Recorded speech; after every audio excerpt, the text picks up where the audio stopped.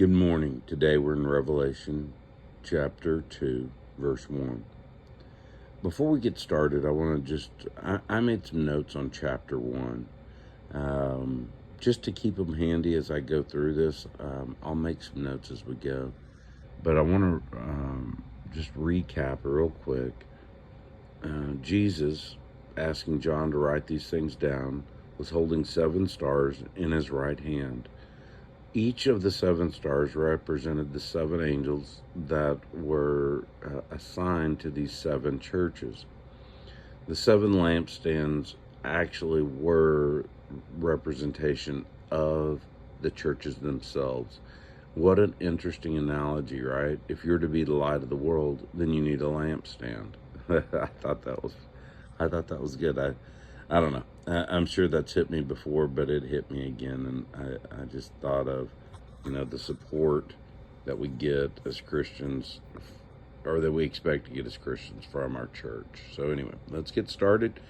Chapter 2, verse 1, we're going to go 1 through 7 and just go over the church of Ephesus today. To the angel of the church in Ephesus write, these are the words of him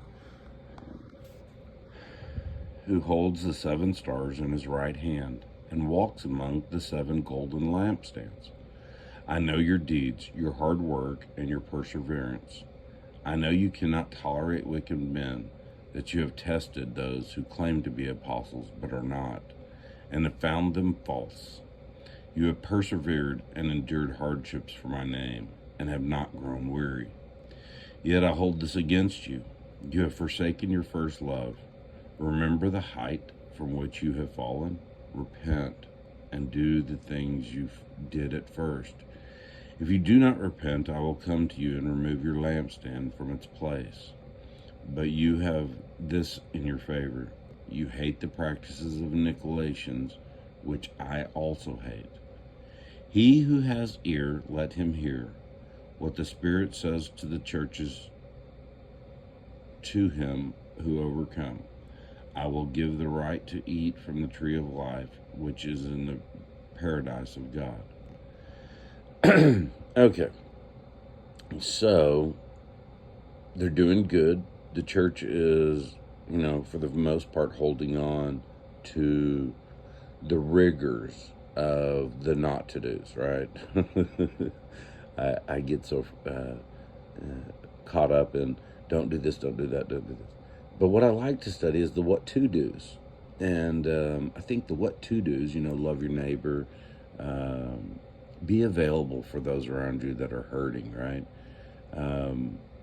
The practices that we learn through our daily Bible study of Jesus' teaching onto how to really master a walk with him. And we really had that passion when we first started. And do we fall into laziness as we do in any relationship? You get comfortable and you get lackadaisical. So I think this is a call back to that energy that we first felt. Then we get into something interesting here. You hate the practices of the Nicolaitans, which I also hate. So that's in their favor. So I went and looked up what are the Nicolaitans and what are they accused of doing within their practice of worship. So what I found is a couple of things. They have looked within the church and looked within the world and tried to incorporate practices from the world into church to increase participation in the church. So they've become openly tolerant of some sexual mispractices.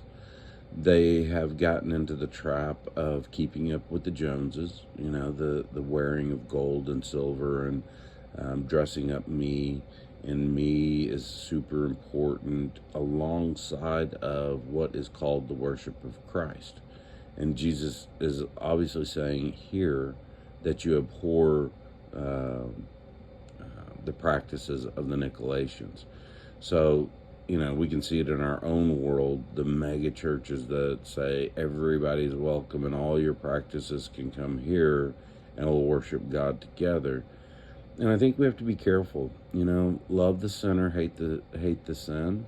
Um, we're all children of God, and for sure we're all going to come up short. So, Jesus isn't calling us to judge everybody who falls down, but he's also saying, if someone's hungry, don't dilute their food. Give their food to them in the full measure that I give it to you. So I think this is a warning, away from tolerance or the mixing of outside church practices into our church practice. So it's a strong, strong warning that, he does appreciate the Church of Ephesus holding fast against adopting worldly practices and incorporating those into the church. So I think that's interesting. That's chapter 2, verse 1 through 7, and we're getting through the book of Revelation. Have a great day.